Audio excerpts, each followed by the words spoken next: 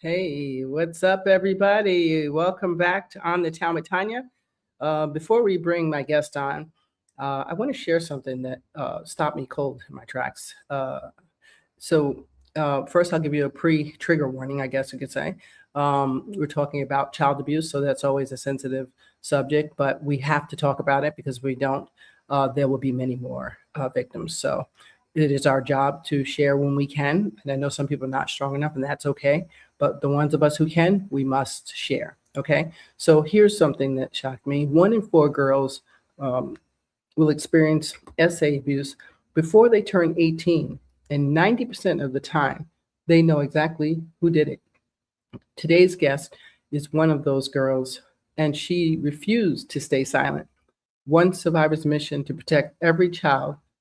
Please help me welcome a great guest today, the lovely Aleesha Barlow. Hey, wait, where'd she go? Thank you. Gotta get her here. Hi. Hi, how are Hi. Thank you for you? having me. Good. How are you? I'm good, thank you. I did not get the appropriate welcome. Welcome again, and I'll say that. Thank you. I appreciate it. Yes. So thank you so much for being a guest today. I really appreciate you. What you're doing is amazing. I've watched your Instagram, your YouTube videos, and it just really takes just one of us, to lead the rest to what we need to do to start the healing process. So thank you from the bottom of my heart, as a former victim, and as someone who's a mom, as someone who works with children. I appreciate you so much. Thank you. Um, Thank you. yeah, you're welcome. So you're a 3 times Amazon bestseller.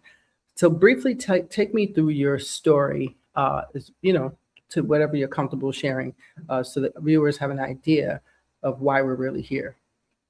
Okay. Yes, so I'm a survivor of SA abuse. When I Mhm. was a child, my mother used to drop me off at her father's house, which is my grandfather, and him and my grandmother would babysit me while my parents worked, or if it was summer vacation, or if my parents just wanted to go out on a date. Um, During these times that my grandfather babysat me, he began to abuse me. He started off with the tickle game, and he would tickle me under my arms, and then he would move to my private areas. And when I didn't stop him, he knew that it was basically the green light to keep going because nobody ever taught me about my body. And so he abused me. He showed me explicit material. He told me that people who loved each other did these kind of things. And I believed him because he was my grandfather. I always felt that it was wrong. I felt that it was dirty. I felt disgusting. He told me not to tell. But at the age of 6, I just couldn't hold it anymore. And Mm. I actually told one of his daughters, he has 3 of them. So I didn't tell my mom first, but I told one of my aunts. And I told her that her father was abusing me. She told me that it was wrong. She told me that she would make it stop. And she told me that she would confront him. And so that is what happened. My aunt, my mom, and my other aunt all confronted my grandfather. He admitted it. He said that the devil made him do it, Mm. but that he promised he would stop. Mm. My family, besides me, they are not religious. They did not believe in God. But the aunt that I told actually just started getting into going to church, and she gave my grandfather a Bible. She told him that if he promised that anytime he felt like abusing me, instead he picked up the Bible, she Mm. promised she would not tell on him. So they came back and told me, well, actually, my mother did. She said that they confronted him, that he promised he would stop. But they told me that I had to keep it a secret from the police because the police would take him to jail. And I had to keep it a secret from my dad because my dad was an angry black man who would kill my frail white grandfather if he found out, and then my dad would go to jail. So they put all that guilt and burden on me as a 6 year old. And so when your mother tells you that it's okay and to keep it a secret, again, you believe her. Mm. So I kept it a secret. But unfortunately, they didn't keep up their end of the bargain. And I was still brought around my grandfather, and the abuse continued. So Wow. I don't know if you want to stop and ask me any questions like in there, Yes. because I could tell my whole story I from know. I start to know. finish without letting you.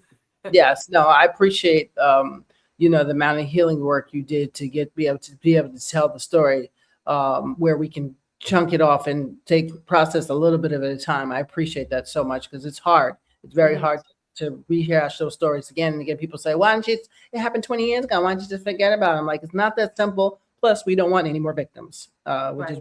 which is why we share. I mean, it's almost like a not a self sacrifice, but it's almost like we have to put ourselves, someone has to do it. If no one Yeah. does it, then that's why it stays silent, because nobody's willing to say, you know what, we have to bring light to this. So I appreciate you. How did you feel like after 20 years, I think you said, of carrying that secret, and then you finally decided to tell your dad, which is what, it seems to have sparked the support that you really needed, as a victim. And I think it actually started this whole movement, right? Tell us Yeah, I about that. did. Yeah. Mhm. So, growing up, I felt ugly. I felt insecure. I felt like I didn't belong. I actually used to curse God out. And I used to say, God, why is my life like this? But everyone else's life, all my friends that I see, their life is normal. They have functional families. They're happy. Like, why am I only going through this? Because as a kid, you don't know, and nobody's talking about it. Um, Growing up, because I felt ugly and insecure, and I did not love myself, I had a lack of self love and self worth. I, like other survivors, chose all the wrong men. I chose men who did not love me because I did not love me. I gave myself to people who didn't deserve me because I felt like I didn't even deserve myself. When I was a teenager, my grandfather stopped abusing me. Um, but he would say things verbally that were still inappropriate, like, oh, when you turn 18, me and you can, go the full way and things like that. And so I just tried to avoid him as much as possible. Um, I always thought that the moment he died would be the moment that I had that immediate weight lifted off my shoulders. The pain that survivors turn to drugs, alcohol, and sex to cope with the pain. I always thought that when my grandfather died, that I could finally be free. And when he died, when I was in my early 20s, nothing changed. He was gone, but all my feelings were still inside. I still felt ugly, dirty, disgusting. Um, and I just went through my life like that. And I didn't talk to anybody about that because nobody was talking about it. And so, yes, 10 years ago, my mother, out of the blue, told my father that she wanted to get a divorce from him. Mm, So for me, that was the green light for me to finally say something, because I was the one who was holding the family together, per se, by holding this secret in. But now mm, that my mom was just getting rid of the family because she actually had found someone else. She actually was having an affair, so she actually left my father. I told myself this is the time for me to tell him what's going on or what happened to me. And so for 7 days straight, I called my cousin every day and I said, I want to tell my dad that I was abused, but how do I do it? My cousin is not a survivor of child abuse, so she had no type of, advice to really offer me. On the seventh day, and I love God and the number seven and how that intertwines, but on the seventh day, I walked into my father's house, okay? And my dad looked at me and said, Aleesha, your younger brother, who's 4 years younger than me, mm, your younger brother called me today and told me that he was SA'd by your grandfather when he was a child. Did it also happen to you? The moment he said that, I had tears streaming down my face, but it wasn't me. It was like God. It was like the Holy Ghost that came into my body and was like telling me, okay, you've been asking for 7 days. How do you tell your dad about your abuse? Here you go. So I mm, immediately told him, yes, I was abused as a child. Yes, I told when I was 6. Yes, my mother and her sisters knew. Yes, they kept allowing me to go around him and the abuse continued. But what I never knew was that he also abused my younger brother. You see, when I was a teenager and my grandfather stopped abusing me, I was just happy he wasn't bothering me, not knowing that he was now in a room down the corner with my younger brother. And that's mm, what really hurt me. That's what really, really broke me. mm, Because if my mother and her sisters would have did something when I told, my brother would have never been abused. And just like you were saying earlier, 90% of children know their abuser because it's a family member or close friend that has access to the child. That's what prevents people from telling and speaking up, because you're scared to send somebody in your family to jail. You're scared to send to that someone may get mad and kill somebody. But that's as a child. When you are a grown adult like my mother and her sisters, they had a responsibility to protect me and they chose not to. So that is how Tell Somebody started, because my father was furious that not only did he just find out that his wife is leaving him, but also his two children had been abused. And for the last 20, 30 years, everyone kept it a secret from him. So he was very hurt. He cried. He felt like he failed as a parent. But honestly, that one moment bonded us. And we actually, our relationship became like the strongest that it had ever been my whole 35 years, 28 when I told him years of living. That was like the strongest time we got together. And he told me, Aleesha, you need to call your mom and your aunts right now. And you need to confront them right now. Because when you talked to them last, you were a 6-year-old child. Now you're a grown adult and you need some answers. And I was scared out of my mind. But I said, okay. And I called my mother. That was the first person I called. And she said, Aleesha, it's been so long. What do you want me to do about it now? And she Oh, just hung up the phone on me. no. Then I called my second aunt, and she didn't really know how to handle it. I just asked her, like, why'd you guys let me get abused? And she just hung up the phone. She didn't even know what to say. And my last aunt, I saved her for last because that was the woman that I told. I found out that my younger brother, he's 4 years younger than me, when he was 10 or 11, he told somebody. He didn't tell my mom. He told the same aunt that I told. So here's a woman that has not one but two children that have came to her within a couple years span claiming that they're being abused. Mm. You know what they told my brother? What They they told tell. him to keep it a secret and don't tell nobody. And you know what happened? His abuse continued. So when I called that aunt, I was furious. Mm. At Mm. that point, I didn't even care that they didn't help me. I just wanted to know why they didn't help my little brother. Yes. My And that's, aunt, mhm. go Go ahead. ahead, No, I'm saying that, and that's the thing of why telling so important, because I guarantee there's always another another victim. victim. And Hmm. especially people say, well, no, someone said, oh, it was he just molested the girls. I was like, do you think that's possible? Do you really think that someone who has the audacity to bother a child, let that sink in, would have a choice? Like, you're a Like some mom. type of conscious, like, I do abuse kids, but I'm not Right, going to abuse like, the I'll pick boys, this just one, the but not this. girls. Yeah, no, they don't have a moral code at all. So I usually can say, and this is just based from what I've seen, if there's one, there's many more. And depending on how much access the person had to children is worse. You can't, you have, telling for us is everything, because when we don't, and that's not to shame our victims, just like you be clear. If you can't tell because it's just too painful, it's okay. We're not talking about you. That's fine. You're allowed to write it in a journal, go to therapy, go to groups. You can process that way. You know what I'm saying? You don't have to tell, write a book. That's not what I'm saying. What I'm saying, the ones of us who are strong enough, we must share our stories, because Yeah. if we don't keep spreading the word, then keep being swept under the carpet. That's what I'm saying. So So, even when you talk about statistics, they said, and you can Google it, the mhm, average child abuser abuses anywhere between 50 and 250 kids before they die because nobody told anybody. yep, Nobody said anything. yep, 50 to 250 kids. So my grandfather was a serial pedophile, which means I was not his first victim and I was not his last. My grandfather needed help before I was even born, but nobody gave it to him. So when I called my third aunt and I asked her why, my third phone call, when I asked my aunt, why did you let my little brother get abused? I know you let it happen to me, but for you to let it also happen to him now, that is unacceptable. And you better be glad that you live a couple states away from me because if you didn't, I'd be right, driving over to your house right right, now.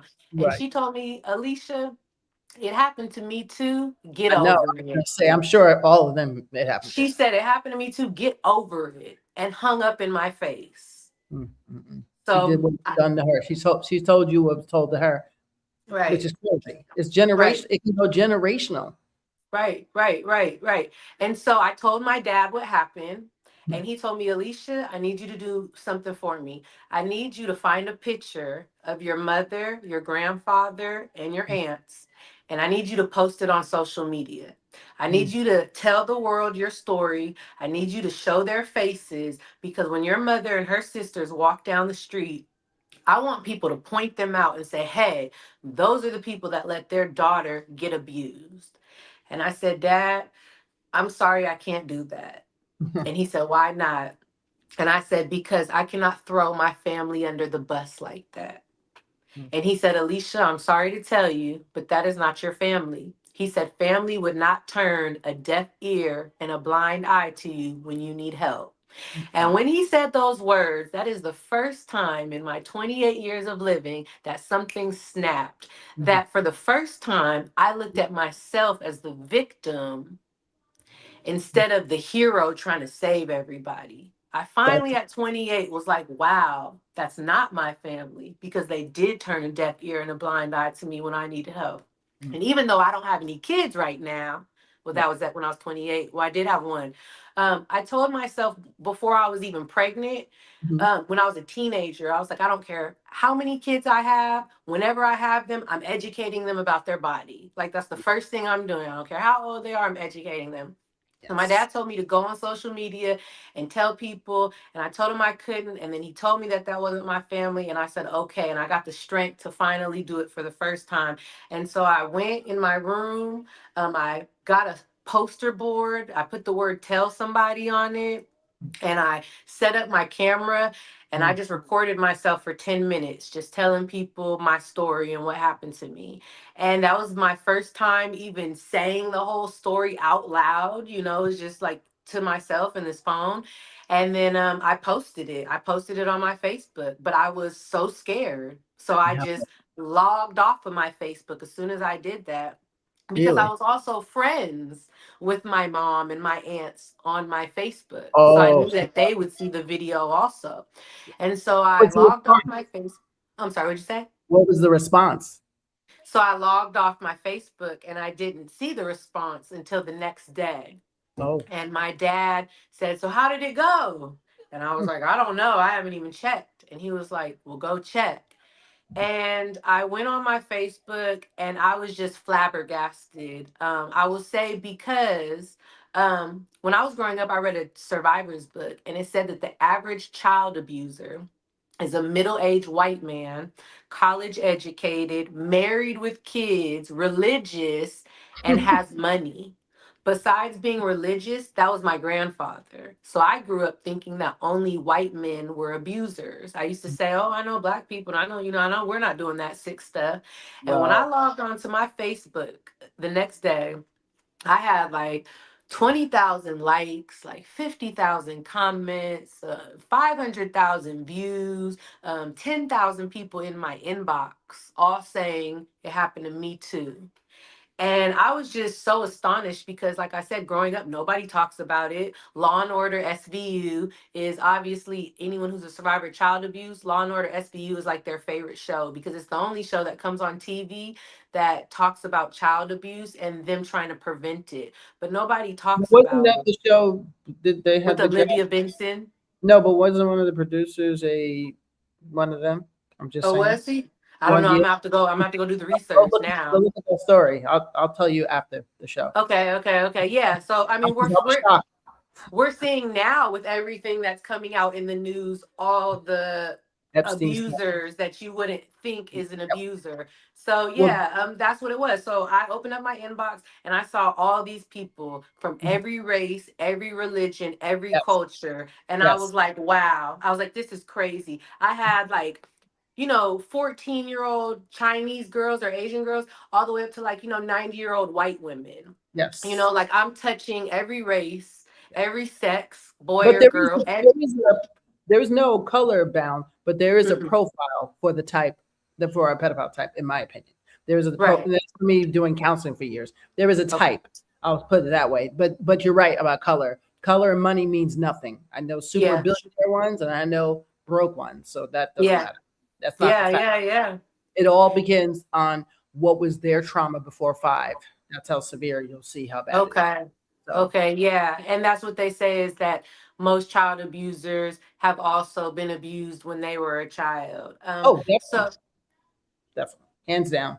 yeah, yeah. And so, and but then it's hard because you have people like me and you that were also abused that aren't going on to abuse Exactly, kids. because we So know better. Because some people, like you said, I heard you say to one of your interviews, you knew better, and that's how I felt. And since I was 5, someone tried it when I was 6 at my first foster home. 3 of the boys, the 19-year-old, 18-year-old, older boys. I'm 6. I didn't know what they were on me play house. Thank God my sister saved me, but I didn't know. But I believe kids know innately when something's just not right. And I mhm, know that I didn't like that. So why would I do that to someone else? right, That's how I right. see it. Like, why would I, if I don't like it, well, why would I go and act it out? But there are some people who did not process the trauma when it happened or while it was happening or after it happened. And those are the ones who I believe become abusers because they couldn't process that link, or it could have been so devastating at such a young age because you can't understand what that is, that Hmm. they just came up with this crazy solution. Well, I'll just do it to everybody, whatever. So I don't. There's no excuse, but I'm just saying I believe there's something going on with that because a lot of us, I know, none of the victims I know ever did that to somebody else. You know what I'm saying? And Yeah, the ones who did that I know of, they tell what their story is. They share yeah, their story. So there's something to that too. But I knew yeah, better at 5. Like that's just not normal, you yeah, know. So I yeah, wouldn't do that to someone else, no matter what you did to me. I'm not. I don't. I wouldn't. Someone try to off me. I wouldn't try to off somebody else just because someone tried to off me. Like that doesn't make sense, you know. yeah, But yeah. but that's not everybody. We're unusual. I'll just say. Yeah, yeah, that's not everybody. And I also saw when I said that one time on social media about a lot of child abusers were abused as a child, a lot of people said that's not fair to say because just like me and you, how we haven't abused a kid, there are that generalization would have you thinking, well, Alicia's a survivor of abuse. Do you think she's abused a kid? Like if you had the thought of everybody who's abused a kid Nah, was abused definitely not. themselves. No, definitely. So yeah, it's really complex. I Yeah. don't know into I the say if mind. it, I really believe, and this is just from me, from my years of working with people. Um, there are some people who did, like I said before, do not know how to process, did not process, and did not get the help they need. And that is a possibility or probability that they become what I call bullies when they're young kids. That's Yeah, what I call them. hurt people, hurt Right, people. right. So like a Yeah, 6-year-old who's groomed and doesn't know, they may actually act it out on a 4-year-old.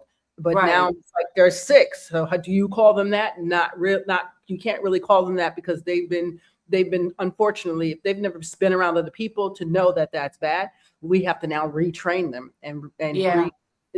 tell them what this is. It's a whole process. But just because you were abused does not mean you automatically abuse. It just means for those who are severely traumatized, especially under 5, when it happened, like your little tiny Hmm. little kid who doesn't know what all this means, doesn't know what pain. Yeah. I don't know what that means. You can't Yeah. process it, so your body keeps score. You know what I'm saying? Hmm. Your body. There's a book about that. Your body never forgets the trauma. So some of us process it and say, like you said, you had a sibling. I had a sibling, so I wouldn't do anything to make my sibling get hurt, or so whatever you tell me to do, I'm going to do it. And I wouldn't do anything to embarrass my siblings. So I have a motivator. I had a motivator. Some people don't have a motivator. You know what I'm saying? So they may want to off themselves. They may want to overeat. They may want to do sex addiction. They may train to something else because they don't have that motivation or that, I don't know, what do you call it? Extra something that stops them from becoming Hmm. harmful to themselves or to others. I Hmm. process, and then later on, of course, I did 30 years of therapy, and then I minored in psychology. So I wanted to understand what this was. Okay. So it I depends. appreciate all that work that you put in to do We have, research and find it out. Yeah. yeah, we have to, because you can't get better if you just sit and wallow in it. Yeah, you can't. You can't. And that's actually why I started Tell Somebody because the moment I told my dad that Mhm. I had been abused, that was the moment that all the weight was lifted off my shoulders. The part Oh, that I had been searching my whole life trying to figure out how oh, people turn to drugs and different things to cope. It mhm, wasn't until I told my dad, like the final puzzle piece, to my complicated situation, that all that weight was immediately lifted off, like just immediately. And I wanted all survivors to feel that. And so yeah. I saw these messages from all these people. And Mhm, I didn't even know how to like process it. Obviously, I couldn't write everybody back. I couldn't comment everybody back. I just had to really sit there and like look at everything.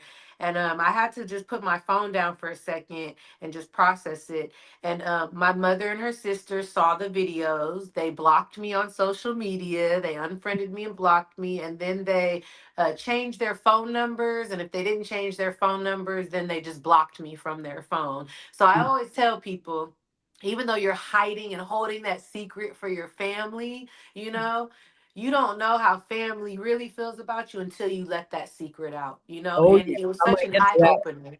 Oh yeah, I'm gonna get Yeah, to we'll that. get to that. But it was Oh such yeah. an eye opener for me at that moment to just Mhm, know that I had been holding this secret for so long to protect my aunts and protect my mom and protect my grandfather.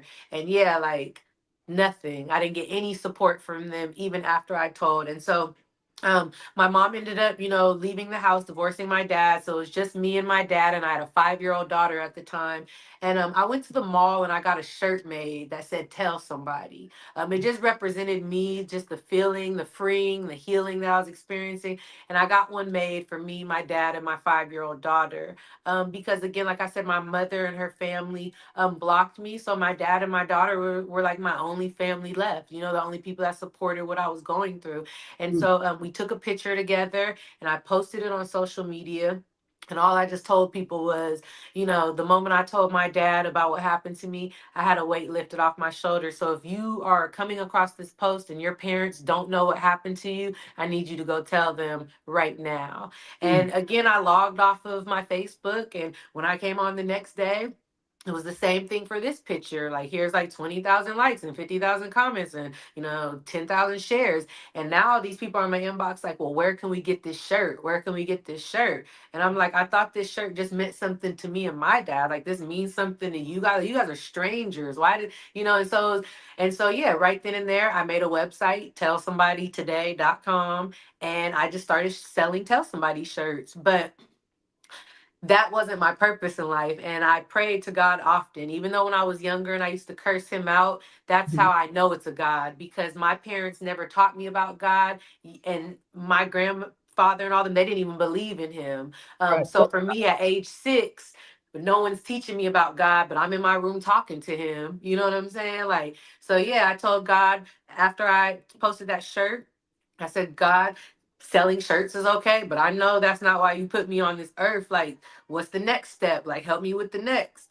And then right after that, like a couple days later, I was sleeping and God like woke me up out my sleep, and my body just like flew like from my bed to my front window. And when I opened up the blinds, there was a police car in front of my house. And Mhm. so I ran to the front door to meet him as he was walking up my driveway. And he was like, "Is Charles Barlow here?" That's my dad. And I was like, "No, my dad's at work right now. He works, a couple hours away." And he was like, "Well, can I come in for a second?" And I said, "Yeah." And he said, "I'm sorry to tell you this." He was like, "This is the hardest part of my job." But he was like, "Your dad died." He was like, "He just died and passed away. About a couple hours ago. He got into a car accident like 5 miles up the street from your house, and he hit a tree and he Oh, died instantly." And sorry. I was just like, "You're lying." And then he gave me my dad's wallet and like a bent up car key. And I was like, this What? has got to be fake. Like, I was looking outside thinking it was like a prank. He was like, "It's Right. not a prank. I'm sorry." And he What? left. And so I got Wait, in but my didn't car. it actually become identify the body or something? No, he had his wallet with his ID. That's how they knew to come to my house, because Yeah, it had but his that wouldn't. address. Yeah, but I know when my brother died, you have somebody has to come ID the body. They can't just be like, yeah, he died. I mean, that would I be. think because he was so smashed up because he died in a car. Yeah, they never had me come. Yeah, They yeah, never yeah, had me come identify him. they have So to they told identify. me, Whoa. okay. They Sorry. told me where his car. was located, like where the tree was. So I got in Mhm. my car and I drove there. And yeah, when I got there, I just saw like pieces of my dad's car just like on the road. Like they took his car and his body, but I just saw pieces of his car on the ground. I saw some blood. I was just like, wow. And I could feel his presence. I could feel like his spirit, like still there. And I Right. just couldn't even process that. I was like, man, like I'm going through so much right now. Like my mom and them disowned me. You are all I have. And now you're gone. Like you're the one that's guiding me and giving me the strength to do, like tell somebody and stuff like that. So after he died, I really used that as like a motivation to just Mhm. go like 110% and to keep going, because my father told me that when he was younger, he was abused. He Uh, actually grew up in Louisiana and he was an altar boy at a Catholic oh, church. wow. And his pastor used to abuse him. He said he used to take him in the back, make him drink communion wine, and then abuse him. And I asked my dad, I said, wow, like, did you ever tell anybody? And he said, no, because back in the day, you didn't talk about those kind of things and you didn't Mm, accuse a white man of doing that. Because I said he grew up in Louisiana and down south and stuff. And so it was so crazy to me that not only was my dad abused, but my mother, her two sisters, and everybody. their cousins were all abused by their grandfather when they were little. And when Mhm. they were my age, they were told to keep it a secret, and their abuse continued. So here, my mom and my dad are both survivors of child abuse, but yet nobody ever taught me about my body to prevent me from being a survivor of child abuse, which is crazy to me. But it's because, like my dad said, they grew up in that generation of you don't talk about this type of stuff. You sweep these secrets under the rug. You take these secrets to the grave. Mm, And it's like they hit the mold with me. When my grandfather, the same one who abused me, found out that my mom was pregnant with me, he mhm. told her that she should get an abortion. He told her that she was stupid for having a baby by a N word, a Right. black man. Mm, mm. But here I am. My grandfather wasn't mean to me though. My grandfather taught me how to bowl. He taught me how to fish. He taught me how to golf. He Right. used to abuse me. And then when he was done, he'd bring me in the kitchen and cook me my favorite meal. He used to give me toys. He bought me the $300 Barbie dream house when I was 8 years old with the elevator. Like he used to bribe me. He used to give me $20 and tell me not to tell anybody. And as a kid, 20, 30 years ago, $20 was like $1 million. And Yes. so my grandfather used his abuse and his power and his money to cover up my abuse. He told my mom and her sisters that if he went to jail for abusing me, that he would kill himself before going to jail because he knows how abusers are treated in jail. And Wow. he told them that if he killed himself, that they wouldn't be able to get his life insurance policy because that's suicide and you don't get money like that. Mm. So my dad told me that my mom and her sister sold me. He said that they sold me to the wolf. And so right after my dad died, I was just like, wow. And I was just trying to go forward. And some man, McBride, he's a book publisher from New York, wrote me, and he said that he had a couple NAACPs and that he Mhm. had 52 children's books already. And he Good. saw what I was doing, and he wanted to know, did I want to write a children's book with him? And I Oh, said, yes, that's exactly what I want to do. Like that is my purpose and calling in life, is to write a children's book. So yes, here's my children's book. It's called yes. Tell Somebody. This is Tell Yes. Somebody the I could put it up. Basics. I could put it up too. Let me see. Just Oh, put my. okay, yes. Tell somebody the basics. And so Mhm. I'm just very proud of this book, because me and McBride, someone asked me how long it took me to write this book, and it took me Mhm. 5 minutes. Okay. And it Oh, took me wow. 5 minutes because I'm sorry. I There you go. just taught, thank you. See? I Yep. taught kids what I wanted and needed to be taught.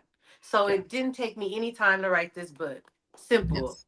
These I are your see some. private It's yes. I see that part. Yep. There you go. these are Go your ahead. private parts, and Mhm. nobody's supposed to touch you there. The mouth is also considered a private part. And Yes. the rest of the book is just different scenarios that kids could be in that they don't know is abuse. I told you my Right. grandfather started off with tickling me under my arms and then my privates. I didn't know that was abuse. I thought it was still the tickle game. So it's like Exactly. if you're in the shower, nobody's supposed to watch you. Ask them Yes, to leave and then go tell somebody.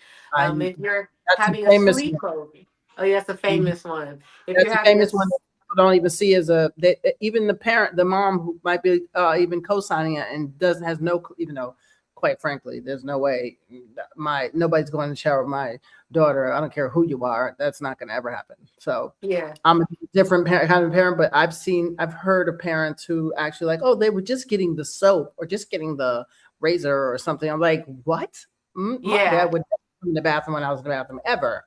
Like, why? yeah. That's not appropriate, especially 8-year-old, 9, 10, 12. That's not appropriate at all. It's not. If you're Nope. at like a slumber party, or Yes. you're Oh, just those are sleeping famous. over and you wake Yes. up and someone's touching you, it's like that's not okay. Like you need to tell somebody. Yes. If you're Or getting they give you alcohol and you're out. underage. Oh, I didn't put alcohol in there. That's a good one. I knew of an incident where I actually called the police.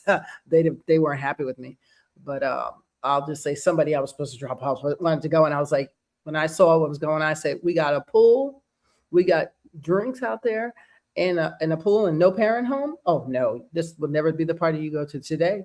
And they got mad at me. They Right. always say, if you tell me a party where there's no adults and there's only one 20-something-year-old managing, I would say, I'll show you a bunch of petties.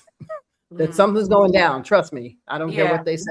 That cannot be a safe household at all. That's No. not a safe house. If and some parents say, oh, well, I'd rather my kids smoke weed at home or drink at home. I was like, but they're a minor. Well, what part don't you understand? Like, you do not Mhm. have 14-year-olds do not need a drink for anything. They Yeah. just don't. They don't need to That's test it true. out. They don't need to sample it. None of that. That's somebody. Oh, That's this true. cute. Try a little beer. You think that's funny? My That's really mom used to offer me beer growing up when I was 5, 6, 7, 8. Here, you want to sip a beer? Like she's like, it's nothing. My parents used to offer it to me too. Like, well, that was okay, why we know now, right? We know now, but I know that to be a thing. That is a thing. okay. That's another way they get kids to do things, and the kids don't even know, or Don't even know. people who were so traumatized had no clue because they were given alcohol or drugs beforehand, and they didn't know. So they'd be like, "I Yeah. know something happened," because you know yourself. You're like, something's Yeah. not right, but they can't call it the act moment and act because they Yeah. were intoxicated, and that's a stilo that they use, especially the sleepover ones and stuff like that. No, don't your Yeah, I kids shouldn't saw be doing something it they anyway. just showed on the news about and they were 15-year-olds. They were grown and they went to their friend's Oh, house to sleep over, and then oh, the dad of the girl, like put sleeping pills in like some milkshakes that he gave them and was trying to abuse the 15 his daughter's friends while they were asleep. So oh, it's I've like, yeah, got, no sleepovers for my kids. Yeah, I know you got probably like that too. yep. I knew people as young as, I'll just say, past toddlers, 5, 6, 7, and they used to go to sleepovers to a very well known person. I'll just say a very well known person's place, and no one found this out until they were grown adults. But he had been abusing all the little kids sleeping over because he was famous, and all the parents on proximity to his fame and his who he was. They were like, "Yeah, you can go sleep over," and they were just feeding them to him. I was like, "You are out of here! You would let your kids go sleep at someone's house just because they're famous or just because they have money? That's the dumbest thing I've ever heard." That's I just, and something would seem off to me too, because anytime there's alcohol involved somewhere, no way. Kids and alcohol do not match. So as soon as I hear Yeah. that, I'm like, who's crooked in that house? That's what I want to know. And then Yeah. plus, when you have sleepovers, you don't know, this is important.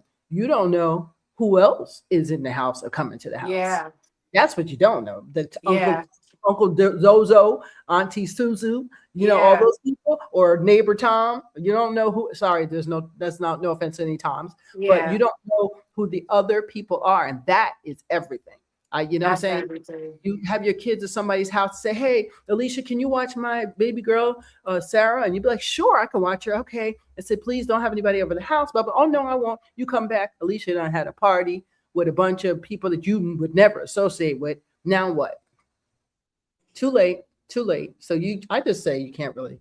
I'm not really trustworthy of many because of me being a victim. I don't really trust many people, and I didn't trust many people of mine, and the ones I did Still, my eyebrows still get raised, but that's Yeah, not. yeah, yeah. I know exactly what you're saying. Yeah, Yeah. you do the best you can. Nothing's perfect. I know people got to work, but you just don't throw your kids to the wolves. If you know your Yeah.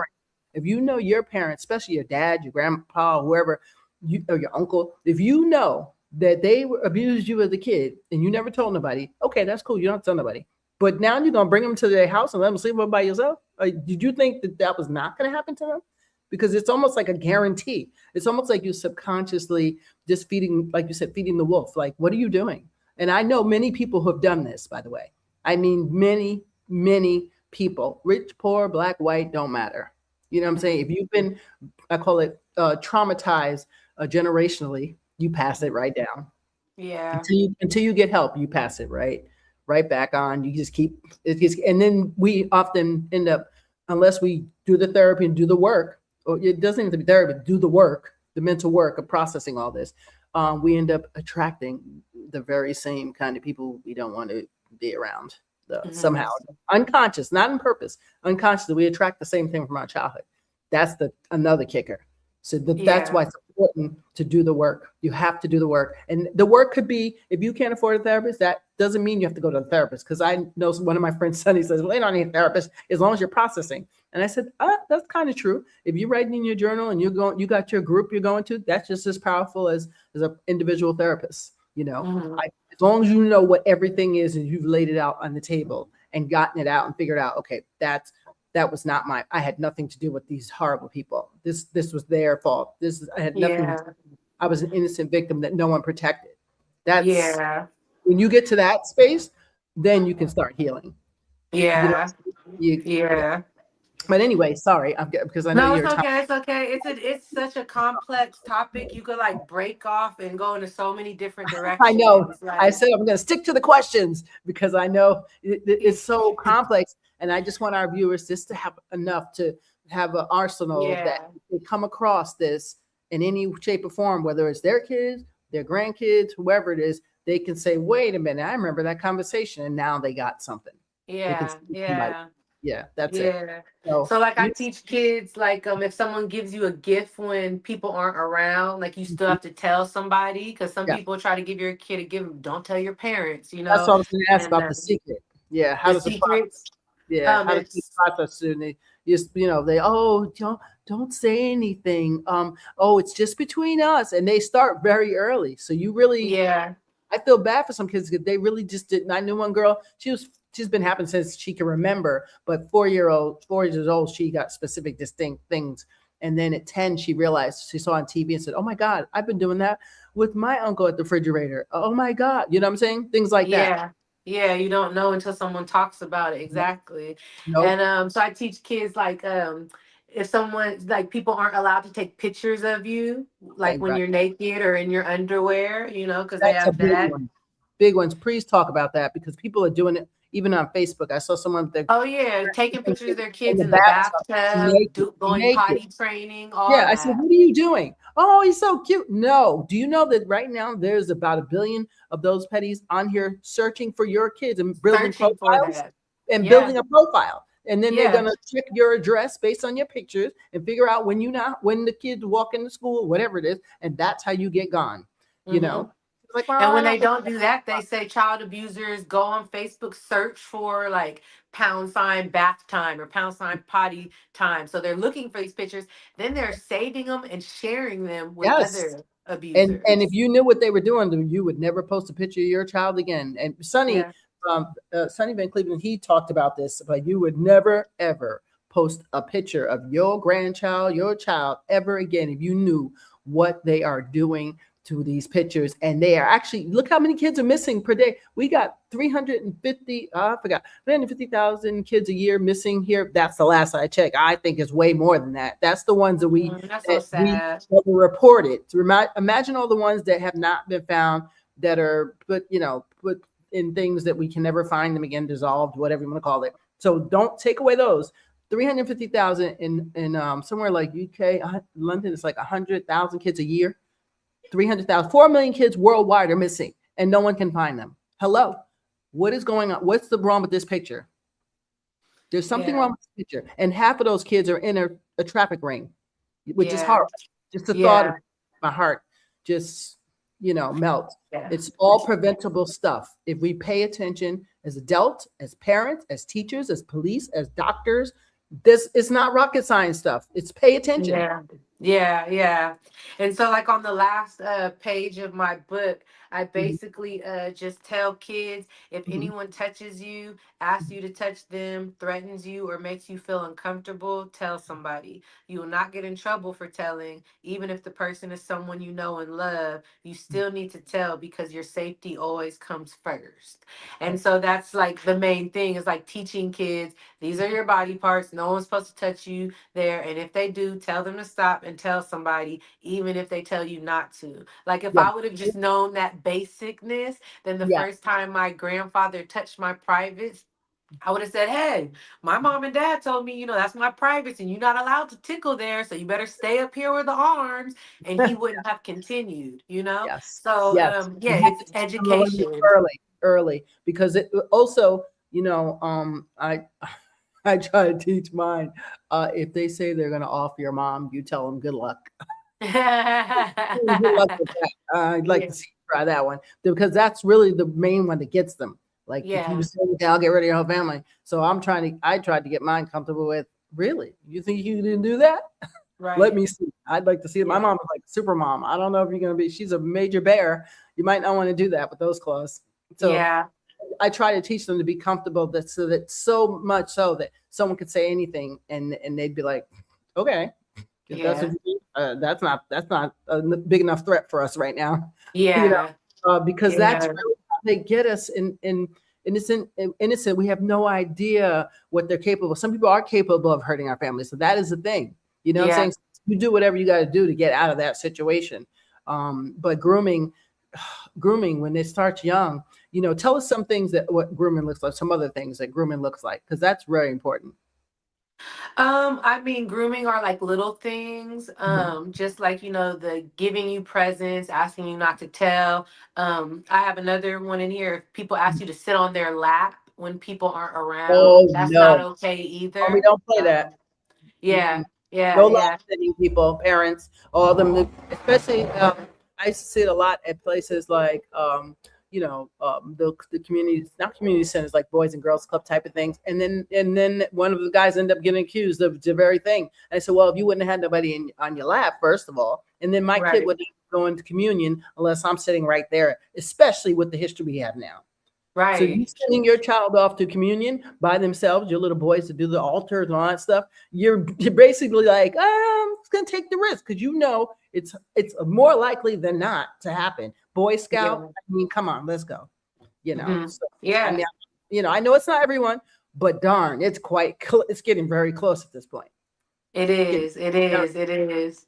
I mean, And if I child could tell you how many abusers. kids I know personally, that Mhm. just in my local neighborhood, last three towns is crazy. One sergeant was charged with 250 boys, about 10 years oldish, who didn't tell till they were older. That molested, well, whatever you call them. Oh, I don't know what the appropriate word anymore. God help us. But doing that, and so he decided not to stand trial, so he offed himself. I was like, well, Mm. that's commendable of you, because now all the victims can really sleep, and really just not think about this person out there could get me, especially if they're an officer of law. That's like Yeah.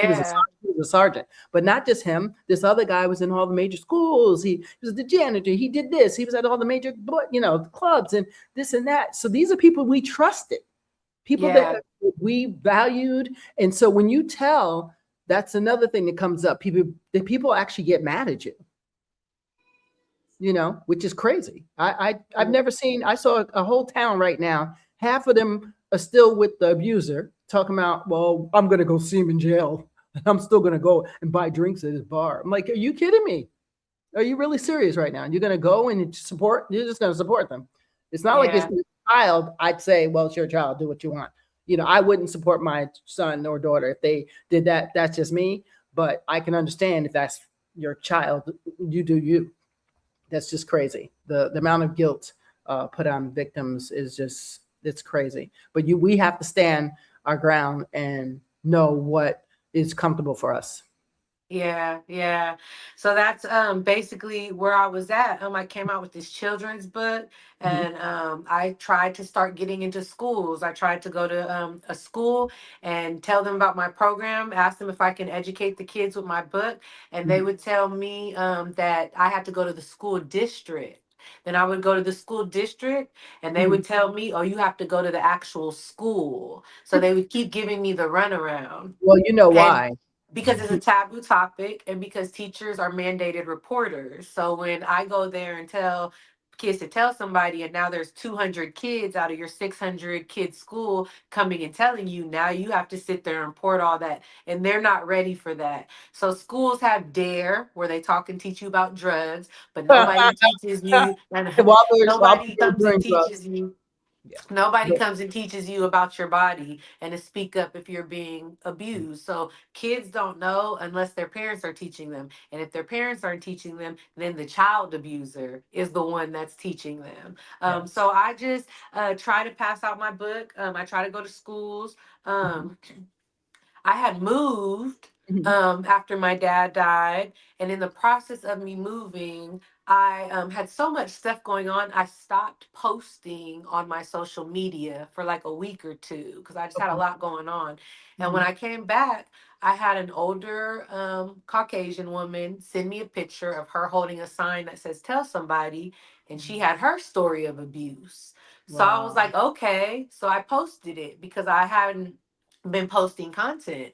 And then the next day, again, when I woke up, now there's 30 more people in my inbox holding a sign saying, "Tell somebody," with Mm, their story of abuse. And so mm. now, for the last, 7, 8 years, every single day, I post one, two, maybe three different stories from different survivors. And they have the choice to use the sign to cover their face if they would like to remain anonymous, or put the sign down and show their face if they would like to show their face. And so it is just been just a full circle moment for me, because people always ask, like, how did I heal? And that was a big part of it. Telling somebody was the first part of me healing, but now using my story to help others, to make this book, to get other survivors to speak up, even meeting you and being on your podcast, and now you allowing me, to talk to your viewers and just keep spreading the message. Every time I share my story, not only do I get stronger, speaking about it, but I also get a sense of healing because I'm taking my power back by not Exactly. only telling somebody, but I'm shouting it to the world and I'm helping others with it. And it's Yes. just really amazing to me because growing up, my grandfather used to ask me, "What do you want to be when you grow up?" And I Mm, used to tell him, "I want to be a teacher." And mm, he used to tell me, "Oh, don't be a teacher. They don't make any money. Like, be a lawyer or a doctor." And then the next year, he'd ask me again, like, "What do you want to be when you grow up?" And I'd always say, "I want to be a teacher." And he's like, "No, don't be a teacher." And so it's so crazy because I was very bad as a child. I acted out. of course. Children that are being abused, Yeah, they me act too. out Yeah. because they don't know how to tell somebody. Yeah. I was actually expelled from 4 different preschools. That should Oh, tell great. you something. Like, Yeah. to be expelled from a preschool and 3 or 4 of them. My mom told me that I pushed a bookshelf over one time, and Oh. almost fell on a baby and almost killed the baby. Like, that was me screaming for help, trying to get help. Mm, And so my teachers actually used to tell my mom all the time, not only does Aleesha talk too much, but if she learned how to lead people in the right direction instead of the wrong direction, she could really, be something. And so mm, to put all that together, here my grandfather told me I shouldn't be a teacher. And now I'm teaching the world about him and some that's right. stuff that he did.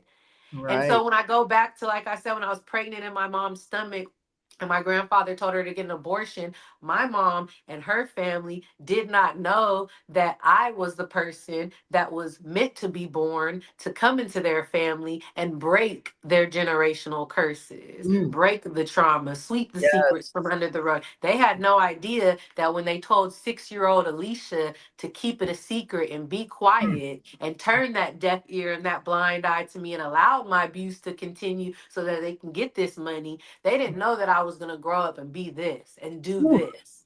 Wow. And Wow. I um again with God, after I started posting people's stories, Mhm. I still felt a little bit broken. I was still trying to heal. I started therapy. And then I asked God every day for a whole year straight, help Mhm. me fix my life. Like that was like my literal prayer. Dear God, please help me fix my life. After 1 year of praying that, my book Mhm. publisher for my memoir Mhm. um, called me and said, the Iyanla Fix My Life Yes, I show saw that. wants to know if you want to come be on her episode. This is her last season and she's not going to be shooting any more episodes, but if you want to come on there, they Mm, want you to come. So mm, again, that was God because I'm praying, dear God, fix my life. And now a show called Fix My Life wants me to come on. And when I was done with the show, I talked to Iyanla and I told her, like, oh yeah, my book publisher said that, you guys reached out to him. And she was like, no, we didn't reach out to him. But she also said that my book publisher didn't reach out to her. So I don't even know who reached out to who or how I got on the show. mm, But mm, basically, God like intertwined it somewhere in there. And mm. now I'm on the show. And Look at- even God, again, when I first started telling somebody, when my dad first died, and I Mhm. was so sad, God woke me up out of my sleep again, and He told me, go write Oprah Winfrey. And I looked at my clock, and I was like, it's 5 o'clock. Oprah's awake. And I went on my Instagram and I wrote Oprah Winfrey. I went on her Instagram and I said, Dear Oprah, I know you're a survivor of child abuse like me. I just want you to know I started this movement called the Tell Somebody movement. And mark my words, like one day me and you will work together. And Mm, I just logged off of Instagram because Oprah had, millions of followers. I was like, she might see this, she might not. And then I couldn't like sleep. And I picked my phone back up 5 minutes later and Oprah actually wrote me back. She actually read my message and wrote me back and was like, I just want to tell you that you're the perfect role model for turning pain into power. And so mm, that's actually the quote on my memoir is from Oprah, you're the perfect role model. So every time I meet other survivors, I tell them we're all the perfect role models for turning pain into power. You mm, just got to do something. So mm, that's basically what it is that my message is just to tell somebody to not sweep it under the rug. If your mm. parents don't know, you need to tell your parents. That's part of your healing. You may become the black sheep of the family. When my dad died, I buried him in Louisiana in a Tell Somebody shirt.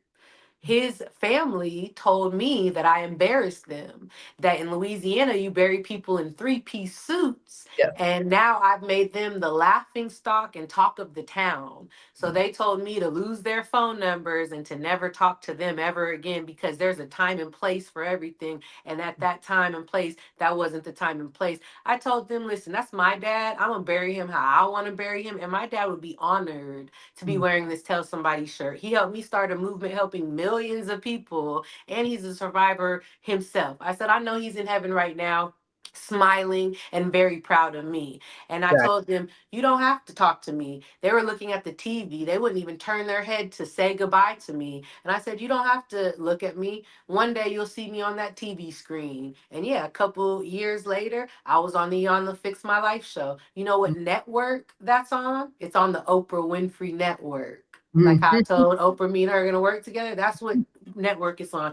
So it's mm. okay to be the black sheep of your family when you're doing the right thing. I can sleep fine at night knowing I'm doing the right thing. I wouldn't trade my Tell Somebody movement. I wouldn't give it back or sweep the secrets back under the rug to Right. get any of my old family members back, Right. because And they sometimes, haven't.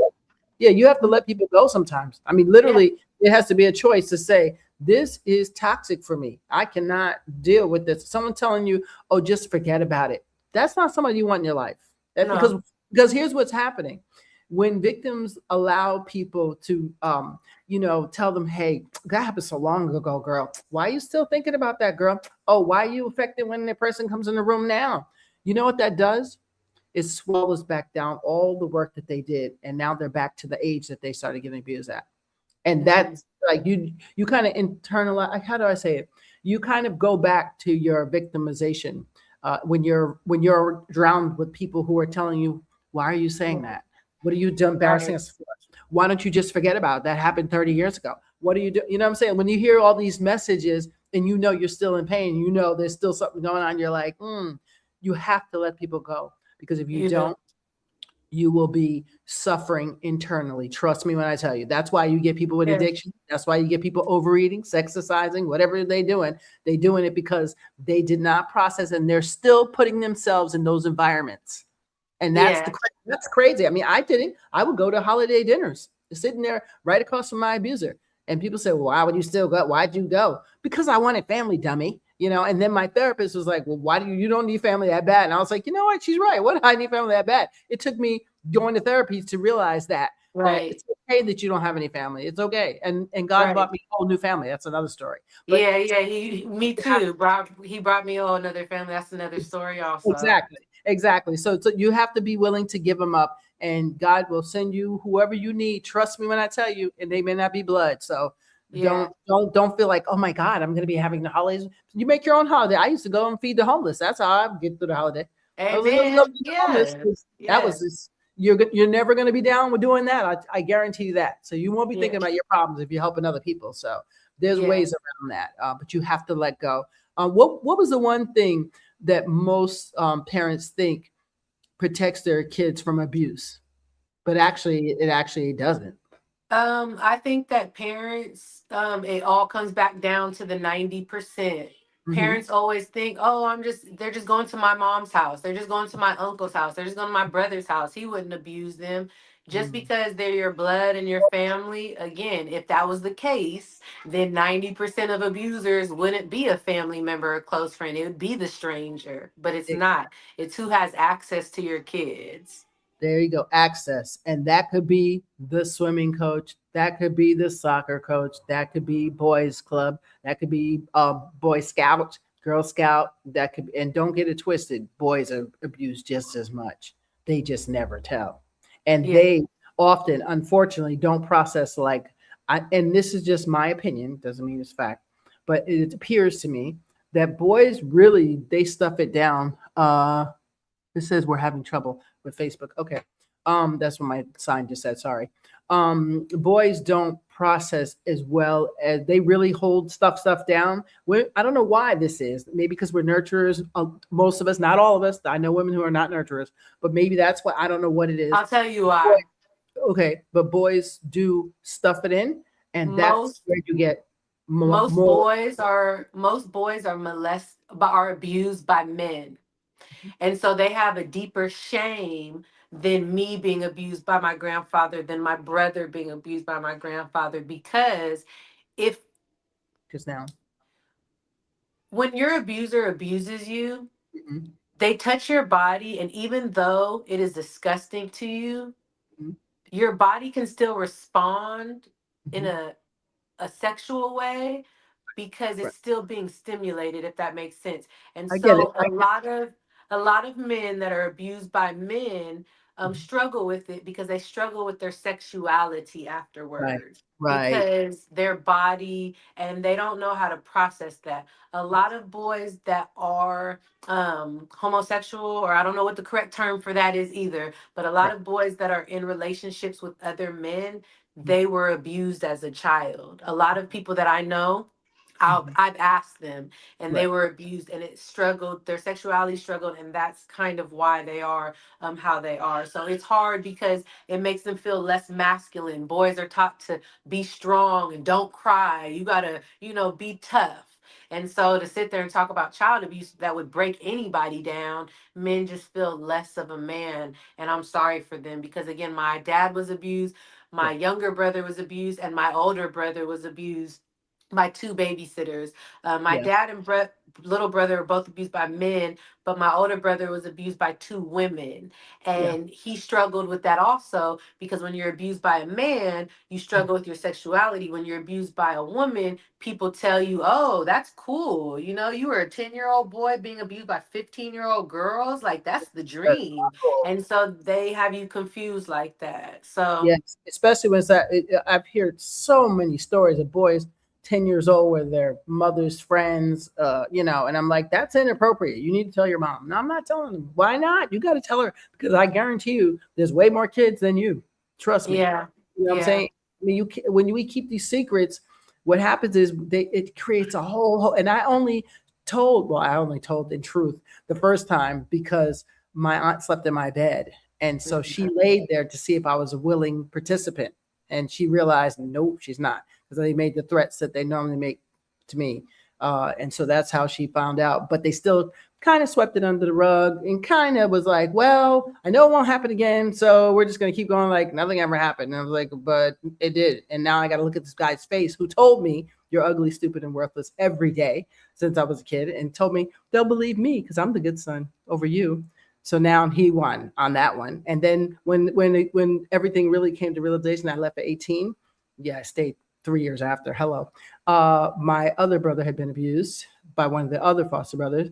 And then to top it off, what they said, the one that was making all the bragging, he actually won again, because now he said, he had used to tell me, go ahead and tell then, because guess what's going to happen? You're going to be separated from your brother.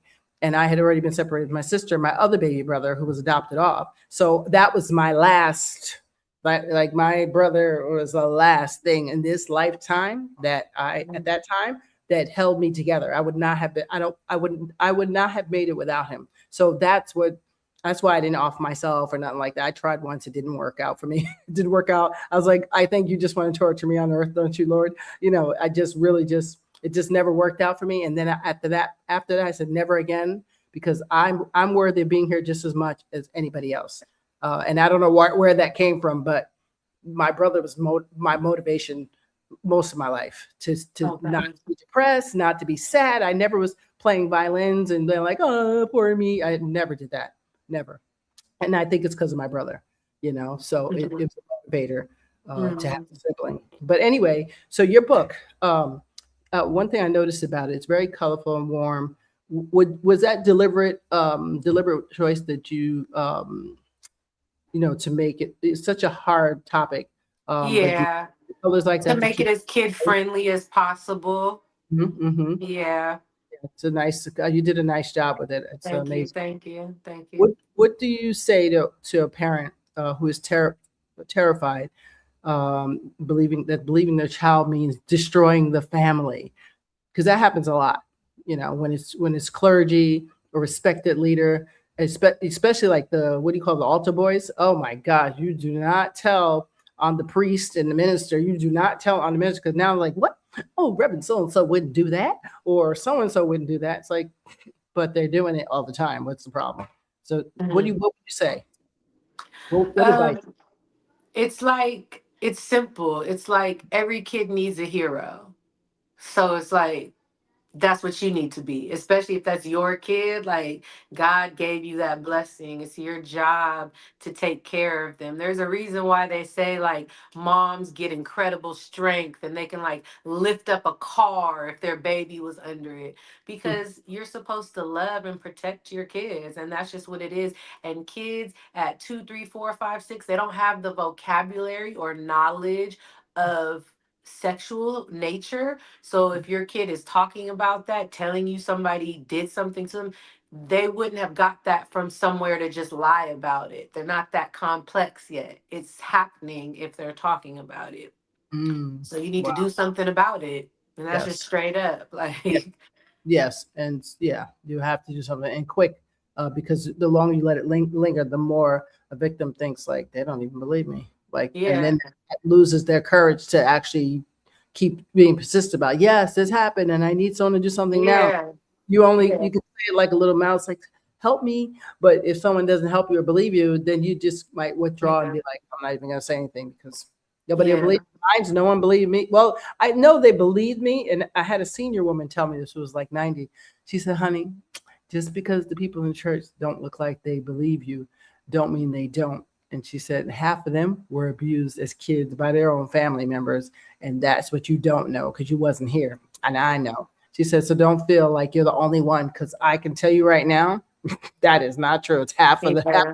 half of the congregation. I was like, oh, no wonder everybody's so comfortable with this. It's Yeah. ridiculous. It's ridiculous. I'm just not big on silence anymore about anything. I tell my grandkids, no, there are no secrets. He's like, well, me and mom, you and mom, maybe. Okay, cool. But nobody else. Nobody has secret. There is no secrets. There is no secrets, because Mhm. secrets is how, especially when the kid's vulnerable, if the parent dies or they know the parent's Yeah. full something, there's circumstances that's going on. The family's not getting along. There's, they look for kids that are in vulnerable situations, pretty much. Mhm. No mom's not home because she has to work all the time. So Susie's home by herself. She's a lock-key kid. They look for this. They look for that, and Yeah. so you have to prepare them. Anyway, so I know it's time. Let's see. So we said there's a difference between how boys experience the pressure not to tell. Uh, are we addressing that enough on boys, or how can we address that issue about boys? So I mean, I've been sharing stories for the last 7 or 8 years on my page, Mhm. and yeah, majority of them are women. But there are more men coming out day Yes, by I day. see. So every time I post a man's story, I let him know, like, thank you. You're gonna encourage other men to speak up. And yeah, there's always a couple other men in my inbox after I share a man's story. So when you said in the beginning that we just got to keep telling, that's the same thing for men. Men have to learn that it's okay to tell, and that you're not weak for telling, that you're strong just like us and getting your power back just like us. And the more men that speak up, that will encourage more men to speak up. Exactly. Well, I love your site. So I'm almost done here. I'm sorry I'm keeping you so long. It's You, okay. you wrote the book. This is amazing, in English and Spanish. Mhm. Uh, what did you have in mind when you did that? And the characters I see, whose face did you have in mind when you created those characters for your book? Well, actually, so this is me and my daughter when Oh, she was 5 years old when I first started it. So they okay. actually turned me and her into the cartoon characters on the front. So that's actually me and my daughter in the very front. Mm, um the book publisher McBride that I was working with, the reason why he started making books is because he's African American, and he mhm, said growing up when he was raising his daughter there weren't enough books to represent black people. So mm, his books are, I'm not going to say they're just for black people, but I just told him I wanted mine to be more diverse. I mm. told him that I needed like every race. So that's why I have, like, all different races. I have girls and boys, Right. And that in makes sense. here. Again, just like drugs don't discriminate, neither does sex abuse. We'll say sex Right. abuse. We don't know what word to use, guys, so forgive us. I'd like to use the real word because we make it all nice and pretty and put in a bow tie, then people lessen it. So I'm one of those people that are like, no, say what it is, because Hmm. I don't like the candy host. So if you hear me going in and out of which word, that's why it's not intentional. It's just because we don't know Hmm. what they ban on any of these Yeah, social. yeah, yeah. Yeah, so Um, that's what it was. I wanted it to represent everybody. I knew that this was like a global movement because I already saw all the different people that were writing me, and I wanted this book to be everywhere. I wanted this to, I wanted kids when they open it. I want them to see their representation, no matter what race, religion, culture they're from. And then, yes, we decided to also do it in Spanish, because mm, I want everybody, to learn. And then people started writing me like, well, can you make one in Dutch? And can you make one? I'm actually half Dutch. My mom and yes, her dad are actually from Holland. So I'm half black, half Dutch. But now people are asking me, can I make it in other languages? And it's like, yeah, I wish I could make it in 100 different languages. But yeah, I just actually want with to. AI now you can. Okay. I Okay. mean, that's a thing you can actually do that. Yeah, Right. Okay. Okay. go on Yeah. them speaking tours, girl. I see you going Mhm. all over the world, speaking and spreading your message. That's amazing. That's Thank you. amazing. Um, Yeah. and I have I think one more question for you, and then Okay. gotta wrap it up with your book. What sign did you wish someone had noticed in you as you were as a child that might have changed everything sooner?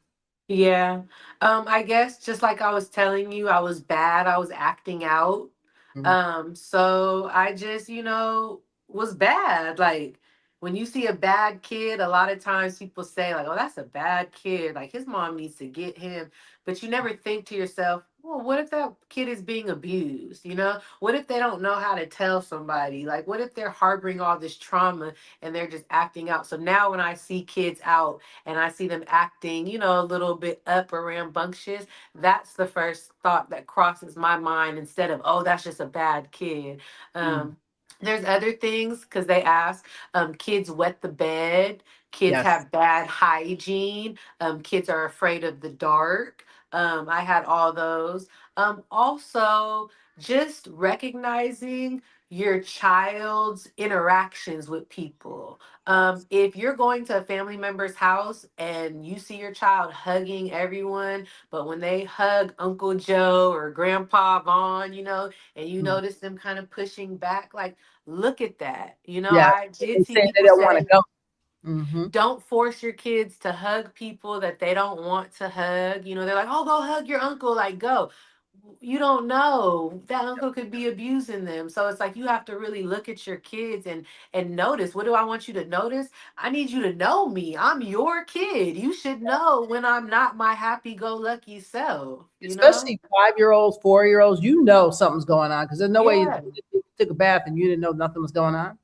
yeah, That's yeah. just that's just weird to me. I was like, wait, your mother didn't know nothing at 3 years old? No, I beg to differ. She had to know because Mhm. you're 3 years old, you're still going to the potty. You still have to Yeah, get bath and all that stuff. So you can't see nothing, like nothing weird going on. That's weird. So I don't know. I it's just so sad that sometimes victims, if they don't get the help and they become parents, they become complacent, and so they kind of not ignore intentionally, it's unconsciously, but they kind of ignore all the signs that are right in front of their face, especially around the age that it happened to them. Believe it or not, yeah. That's it's good. When I was on the Iyanla Fix My Life show, that's actually what Iyanla told my mom. She did an exercise with my mom where she had my mom make some oatmeal on the stove. It's actually a really good lesson. When we get off this interview, I want you to go on YouTube and okay. type in Iyanla Aleesha Barlow, and it'll come up with like 4 or 5 clips from our show.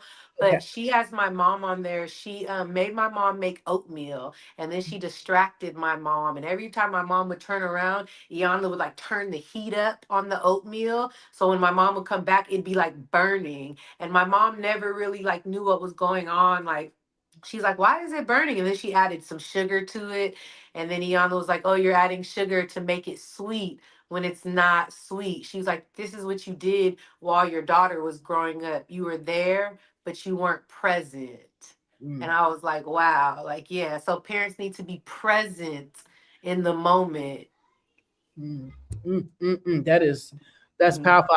I love Liana. She knows how to get to that point, boy. Yeah. I saw some of the episode. I didn't get to see all of it because I don't know why. I think I just saw clips. But I'm Okay. going to see that somehow. When a child tells, what is the single most important thing that an adult must do? Like, Listen and believe them. yeah, Listen, believe them, and then do something about it. in So those first that's the most important part, is to do something about it. yes, yes, in those first 60 seconds.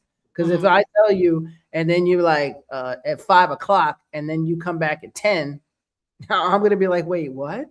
They didn't even Yeah. respond to what I Yeah. said. Like, it should be right away. Oh, maybe not freak out because you don't want to freak the kid out too. But like, don't worry, we're gonna get you help, and we're gonna make this right. We're gonna, whatever it is that what you say until you get to the police station. For me, but you can't just let it sit for days, and because now they're gonna be like, especially if the person's around and still around, that's like weird.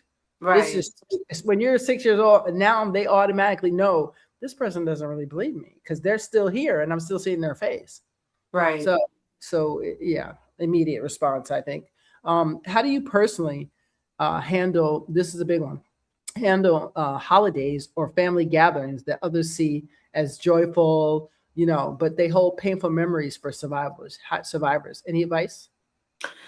Yeah, growing up, after I told my mom, obviously I was only 6, so I still had to go to, 20 more Christmases and Thanksgivings, with my grandfather. And even pictures, when I look back now at like pictures of us at these family gatherings, and my grandfather has his arms around everyone, I'm looking at me and the way I'm standing like this, because I don't really want him to touch me. So when you're a child, you really have no say so if your parents keep forcing you. But just Yes. like you were saying, when you get older, um, do you really want to spend these holidays with people who didn't care about you and let you Yeah. get abused, Yeah. And so It's a miracle you made it. holidays, Yeah, holidays now for me consist of the family that God gave me. Out of my dysfunctional one, I asked him, "Can you please help me get a family? I need a family that like we can do things like every Sunday, have like a family dinner, and get together." And he blessed me with that. And so just moving forward, basically. Wow. Yeah. Wow. Yeah, no, that's just I want all victims to know that you do not have to still sit around your abuser, especially with somebody like your father, your mother, your brother, your sister, your cousin, or your what's another one, or your grandpa, grandma. And I have to add the women in it, so don't get it twisted. Women do Yeah. this, okay, and they do it more silent because you don't. It's not as how do I say it's not as obvious because now people really internally freak out as a victim, like Yeah. that's my auntie or that's my my girl cousin, or you're like, oh, that's weird. You don't know what that is, but it definitely doesn't look the same as, I don't know, it's just different. But I'm Yeah. letting you know there are women who do this. Not I Yeah. know it's a certain type though. I will tell you that. Just like with men, you could probably profile. I if I it's a just like serial offers. Serial KIALL. I can't say the rest, but I call them serial offers instead of saying the word. You know what? Mm-hmm. Okay, so they have a profile. I believe pedophiles have a profile. And some people say that's not true. Yes, they do. If you put them all in a room together, do a psychosocial on all of them, I guarantee you're going to come up same little factors that came up, and usually it's some kind of trauma as children, but that's another story. But they all have a thing. The women who do this, also, I can say, give me a scenario, and I can say, likely or not likely. It's Mm. not as often, but I think again because women we process by overeating, over Xing, over shopping, over whatever, or addiction, whatever. We do that. We harm ourselves instead of other people. Usually, not always, but men, if it's very young, then they can't process that. They keep it stuffed in until it has to come out some way, and it's Yeah. usually unfortunately, you get the Dylan Roos, or you get the Jeffrey Dahmers, or you get the, who's somebody that just happened. I can't think of somebody's name right now, but or you get the bad priests and ministers. I don't know Mm-hmm. how to say that, but you get what I'm saying. It comes out in some way, whatever Mm. your trauma was, if you don't process it. And that's I tell people all the time, number one thing is learn how to process your childhood trauma, because whatever you don't get out by the time you're 30 will come out the closet like you would never heard of before. It will Yeah. come out on you, Mhm. so you have to control it. And it's okay. We all go through something. People will be lying if they tell you, my life is just so peachy keen and smooth and nothing's ever happened to me. They're lying to you. They're absolutely lying. Yeah. Because Yeah. this is a human experience, unfortunately, which means you got to experience things, right? So Yeah. that's, you can't even, I don't even no longer look at it as like, it's devastating when it happened, but now I'm looking back, I'm like, those are things that happened to me. But that's one horrible thing that happened to me of millions of great things. Great things. I Yeah. focus on the million of great things. Yeah. You know what I'm saying? And yes, I'm still working every day to stay, alive, stay in a good space. That's true. That never goes away. So don't think it's like, oh, I got rid of this and that's it. No, you're going to be working every day on that one. I hate to say it, because especially as a kid, because it's just something you can never take back, right? Which is why I'm Mm. trying to avoid it. But it is what it is. So what was the last question I have for you? Your movement is called Tell Somebody Today, right? Not tomorrow, not when you're ready. Why is timing so critical? It's all about your healing. The longer you hold on to it, the Mhm. longer it just eats you alive. Just like you said, your body stores trauma. So there's actually a lot of people that haven't told that have ailments. Their body gets sick. And that's Yeah. why I really love going and sharing stories on my page. Anyone watching this, go to my page. You go to my website, tellsomebodyday.com, and it'll take you to like my Facebook and my Instagram, because people share their stories every day and they don't just share who abused them and who they told, they also share how they healed or if they healed or how it affected them. And so when you see the people that haven't told or are just now telling, and they tell how it just destroyed them and made them feel inside, I don't Mhm. want people to feel like that. I always tell people, the people who hurt you at night, the people who hurt you, they sleep fine at night. Now it's Mhm. your turn. It's time for you to start living your life for you.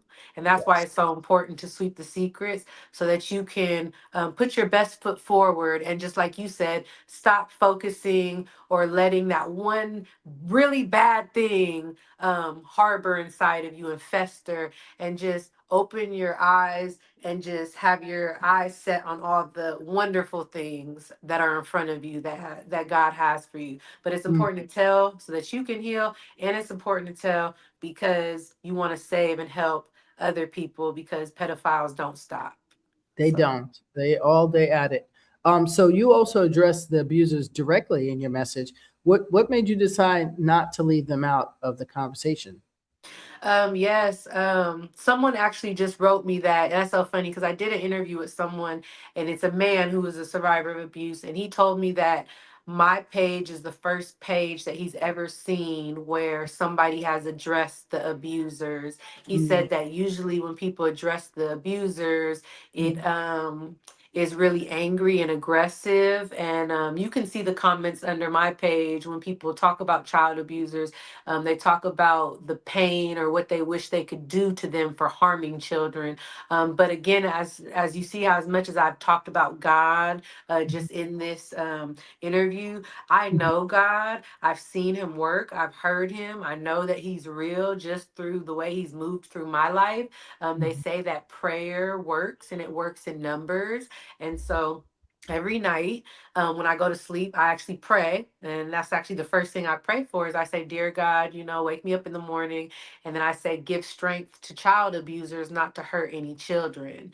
And Mm. yes, in the bottom of every story that I post, no matter what anybody says, whether they believe in God or don't believe in God, when they share their story, under each post, I put the same message, which Yeah. is child abusers, please stop, seek therapy and God. And I tell survivors to seek therapy, and I tell parents to believe their kids. But I talk directly to child abusers because child abusers are people. They were a kid once. And, yes, they may have gotten traumatized as a child. And like we were saying, hurt people hurt people.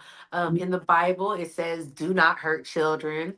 It says that if you cause a child to stumble, as in making them sin, as in you abusing them sexually, it says that the punishment for you is worse than a millstone being hung around your neck and you being thrown into the ocean. I Mm. know that God watches what's going on. A lot of people write me and say, oh, well, if there was a God, why would He let people be abused? Why would He let kids get abused?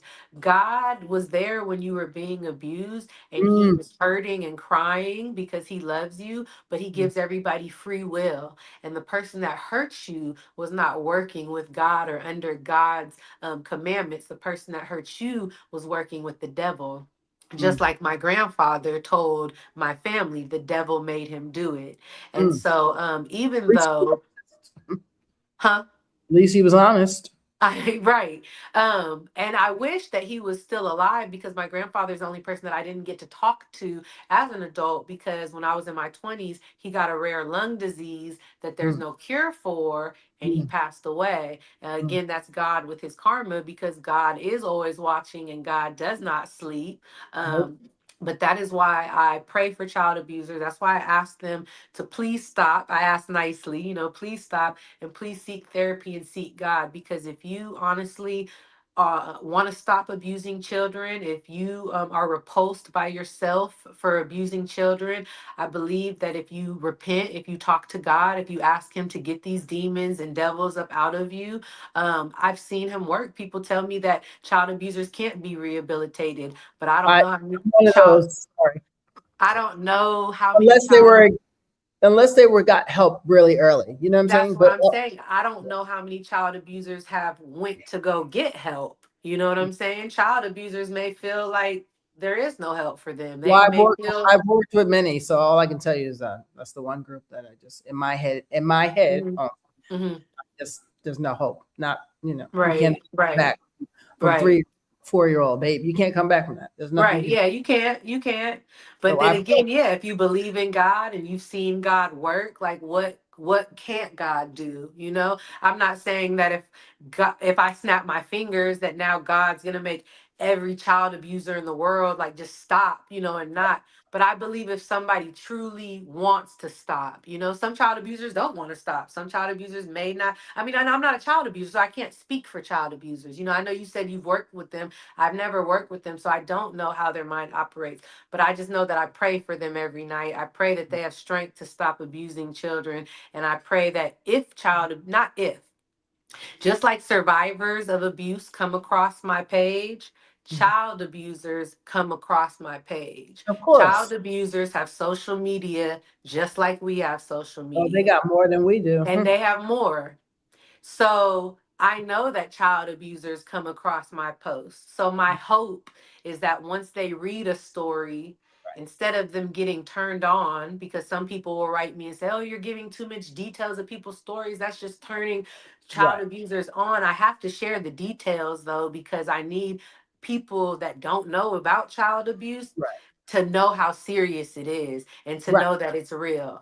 And And it helps other victims know, oh, I went through that too, but now I know somebody else did and they survived. So yeah, that's the really, to me, the only reason why the details are important. Because I mean, I know it, but the other person's right too, that, oh my God, we're feeding a bunch of yeah, people. So, but you have to just take the risk because it's I worth gotta it. take the risk. Yeah, Yeah. because someone's his life is being saved. I've seen people who are ready to off themselves until they come across a page like yours and say, "Wait a minute, this girl's out here doing what? Oh no, Right. now I got no excuse." I mean, I know people that were buried under porches at 9 years old. Mm. I mean, and they survived. You see what I'm saying? Because they heard someone else's story, they were like, "Okay, I'm not. It's not the worst in the world. Yes, I have other issues, but I can get through this." It Yeah. gives people hope. Gives Yeah. people Yeah. and even maybe like you said, one of the pedophiles might read it, and maybe one out of 1,000 might say, "All right, I'm not going to do that no more." And that doesn't mean they're forgiven, but that at least no more children will be hurt. I believe that could possibly happen. So, anything can Yeah. happen. Yeah, yeah. God, when I was in Texas a couple years ago, I was actually staying at a bed and breakfast with my mother, and I never talked to the owners the 3 days I was there. I just kind of minded my business. And on the third day of me leaving, the owner was actually a pastor at his local church. And Okay. right as I was walking past him, he stopped me and he said, "God told me that you're gonna reach the unreachable." And he didn't know anything about me. Mm. And when he said that, I was like, so my series, I have a series called Reach the Unreachable because when I go to schools, they don't let me read my book. So I have a series called Reach the Unreachable where every week I go to a different city and I pass out my Tell Somebody children's book for free to families. I saw So that. yeah, reaching the unreachable means that kid, but it also means that abuser. I just don't know who I'm going to reach, but I'm Mm. going to reach the unreachable though. Mm. Mm. I mean, I commend you on that. I'm still working on any part having to do with abusers, including forgiveness. I mean, basic forgiveness, but I mean, to think that I'm going to say sorry and then I'm going to be in heaven and eat bonbons, I never see it. But that's Yeah. just me. Me as a comedian, and me as a victim, both say, I don't know if that's what heaven looks like. I think I'll be hanging out with Lucifer, and that's just me. That's my comedian side, but that's also my stubborn side saying, I am not going to be sitting up in heaven with this person. Now, I know my hardcore religious fans out there will be saying, well, you have to forgive. But I was like, you can say that message for yourself. For me, I don't have to forgive nobody if I don't want to. If I want to, but I don't have to. That's not going to make me feel guilty because I don't want to forgive somebody who abused me. It's starting 7 years old. That doesn't make sense. You know what I'm saying? So Yeah.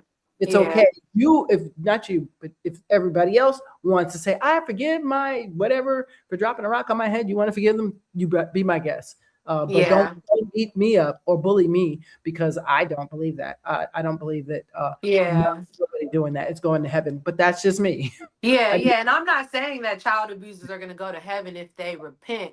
I no, I don't know. know who's in heaven. I don't know what sin God is going to forgive and not forgive, but Right. I just know that, if you repent, if you apologize, if you stop what you're doing, if he sees you stopping, cuz we all sin in other ways, that are not child abuse. So Mm, I don't know, but I know that forgiveness they say is not for you. I mean, not for the other person. right. Forgiveness is for you. So forgiveness for me, forgiving my mom and Right. her sisters for not helping me. It's not saying what you guys did was okay. Turning a deaf ear and blind eye to me was okay. That's not what it's saying. But forgiving is saying that I'm gonna let it go so that it's not eating me up every day. You know what I'm saying? And like you said, I'm gonna just look towards all the good things I got going on in my life, and I'm not gonna think about you guys every day and let my heart, and my blood pump up, because like I said, you stay sick like that. You get Yes, sick.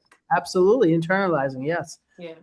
So, what do you want from a child who is being abused right now, watching this show, to hear from you, or someone who knows it's happening in their home or their faculty facility?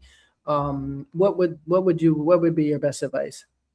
To tell somebody to try to get help, Mhm. to keep going, keep fighting. My message is to tell somebody, but if something's not done, you have to tell somebody else, and you keep telling until something is done. Like I said, every kid needs a hero. Hurt people, and so if all of our kids are being hurt, then they're Mhm. growing up into adults that are hurting. And I just want, a world where there's no child abuse. And I know that that's never going to happen, which is Right. so No, not as long sad. as there's men around. Nope. Which is so sad. Say. But one thing my dad told me before he died was he told me to never stop. He said, never stop bringing awareness to child abuse because somebody has to do it. And Yes. so I am honored to be, and I heard you earlier saying somebody has to do it. And that reminded me of my dad because that's what he told me. And so that's why every day I'm out here fighting for my Yes. kids and your kids and strangers' kids, I because see. somebody has to do it. And I'm honored to be that person. I love it. I love the work you and my friend Sunny are doing. It's We need people like that. So I appreciate you. Last question: if a parent buys your book tonight and reads it with their child, what's the one conversation you hope happens before the lights go out? Just that the parent tells the child, you know, I believe you. Like, you can come to me. Like my book says, even if someone's hurting you that we know and we love, like, still come to me and I got your back. Because like I said, if I would have known that as a child, my abuse wouldn't lasted for years. So it's just talking to your kids, listening to them, believing them. And if you read my book to your kid and now Mm, your kid comes and tells you, hey, I was abused. I remember Uncle so and so used to sit me on his lap and give me presents and tell me not to tell. I need you mhm. to believe your kids and be their support system, because it's one thing to be abused, but then when you're a kid and you tell somebody and you have your family turning their back on you, that's a whole nother added level of trauma. And Yes. unfortunately, just like the stories on my page, it's so sad, but like 85 to 90% of the stories on my page, people told, just like me, people told Yes. as a child, but Hmm. nothing was done. Nothing. Read right back to the wolves in most cases. It's crazy. Yeah, But I'm just glad. I'm just so happy that people are coming up with brilliant ideas like yours to start this page. I don't really like Facebook for that because I'd be like, they're taking all that information and bots are getting it. But somebody on there today will not take themselves out because they went to that page. You see what I'm right. saying? That Yeah. that one person is all that matters, because that person may spark the next change, or may Hmm. stop someone that was walking down the street and they said they went off themselves, and they said, "What's the problem?" And they tell them, "Oh, I was abused," and da da da. Now they share their story. I mean, it could be that one person. It only Yeah. takes one. Yeah, And one. they said that they have this saying that says, like, as a candle, if you light another candle, it doesn't take away your shine. And Mm-hmm. so there is a girl who actually wrote me last week, and I shared her story. She is Puerto Rican, and and the Puerto Rican and the Mexican culture, and they have that. And even she said that, and I know because growing up I went to a high school and I worked in the nursery at my high school, and all the girls were like 15-year-old Mexican girls that had babies, and when their boyfriends or child's father would pick them up, they were like 30, 40-year-old men, like with trucks coming to pick them up. And she said that growing up in her community and her culture, a lot of stuff that has to do with young girls and old men is tolerated. And she said that she was a survivor of abuse, and she came across my page and she wanted to know, could she start a page like that but Mm. in Spanish for Yes, somebody else? And I told her yes. So I I think told I her, saw that. yeah, I told her, I said, send me a picture of you holding a sign that says tell somebody, and then put it, in Spanish, and then Brilliant, give me the brilliant. link to your page. And yeah, she started off with 0 followers, and I posted her story, and now she has like 600 followers. You got to start somewhere. But yeah, and her seeing me, now she sparked something, and now she's going to touch, her community and whoever else comes across it. And that's what it's about.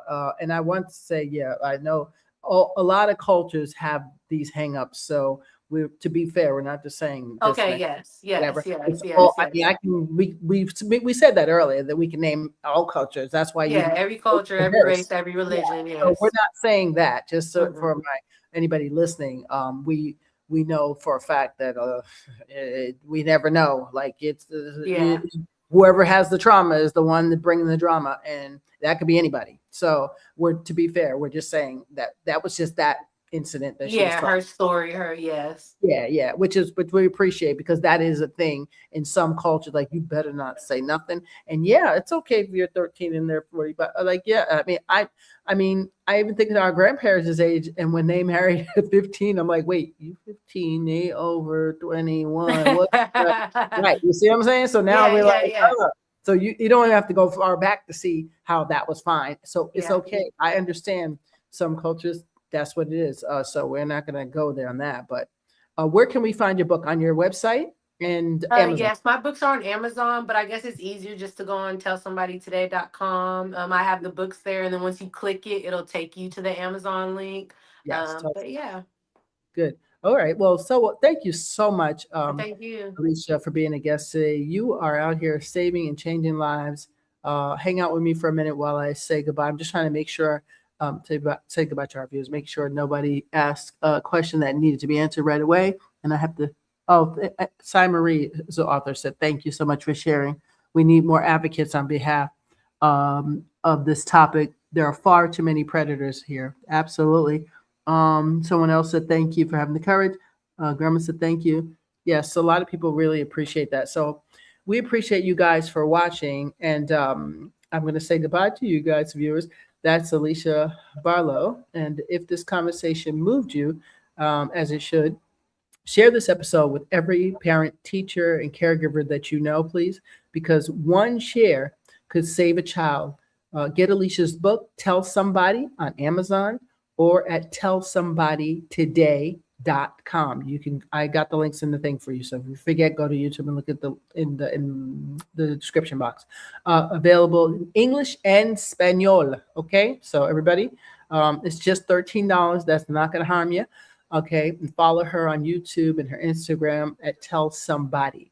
And remember this: don't tell somebody next week. Tell somebody today. I'm Tanya, and this has been On the Town with Tanya. Don't forget to like, share, and subscribe. We appreciate you for doing that. And until next week, we'll be back. Aleesha, hang out with me for one moment. All right, guys.